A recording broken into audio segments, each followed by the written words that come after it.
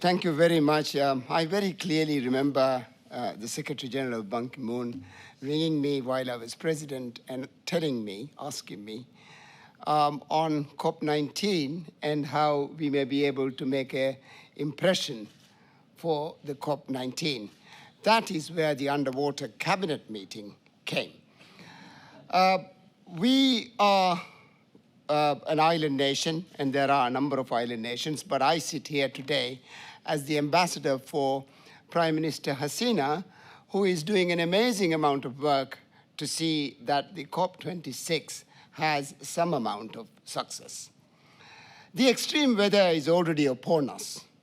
You don't have to be chicken licken to understand that the sky is falling down. You just have to have a look at the pictures of rain today. It is not rain, it is sky falling down, and therefore the flash floods that comes from them. The world signed the Paris Agreement in 2015. The goal was to stop climate heating more than 1.5 degrees. 6 years on, that agreement is barely worth the paper that it is written on. Only 70 countries have bothered to submit the NDCs, which amounts to 5% of carbon emission that is required for us to keep the planet below 1.5 degrees. What's more, in 2009, rich countries agreed to give $100 billion a year to poor countries for adaptation, and none of it has actually realized. So when we go towards COP26, we look like this. We've not bothered to cut emissions. We've not bothered to spend on adaptation. But I believe that it need not be like this. The CVF countries, with the leadership of Prime Minister Hasina, has an excellent manifesto for the forthcoming COP. And I do hope we can all adopt it.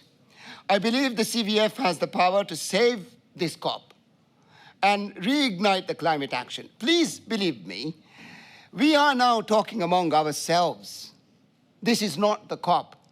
This is not where the news is.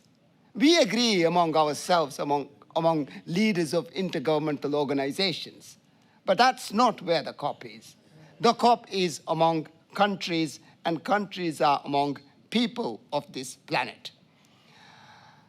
I fully support the idea of the Climate Emergency Pact, both a plan for financing and the requirement for countries to submit annual rather than 5-year submission targets. And I also believe it is time we had a special rapporteur for climate change and human rights in place before the next COP.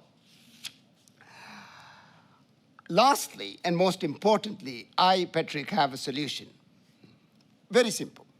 The sovereign governments of the CVF countries announced through their constitutional order that they have decided to restructure their internal and external debt.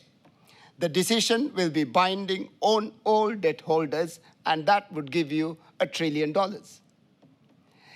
Every year, more than 20% of our budgets are for debt payments. And we again spend another 30% on adaptation. With the extreme weather upon us now, we cannot pay for the debt and then spend on adaptation. It's just simply not possible. And therefore, all the money that we have taken and the assets created would definitely become derelict because of the extreme weather. They will become stranded assets. We will not have a country to repay the debt. And therefore, it really is very, very easy to now comprehend that if we restructure our debt, we will be able to have some amount of space in our budgets for adaptation. And I could go on and on and on, but it's very difficult for our finance ministers to say this. But because I am not a finance minister now, I can say this. The minute a finance minister says this, our bankers would stop buying our treasury bills. Therefore, we will not be able to pay next month's salaries. And so they will not say this. But I can. And I believe if we can, the CVF countries jointly can come up and say, very sorry, we can't pay. We will have the funds for adaptation. Thank you.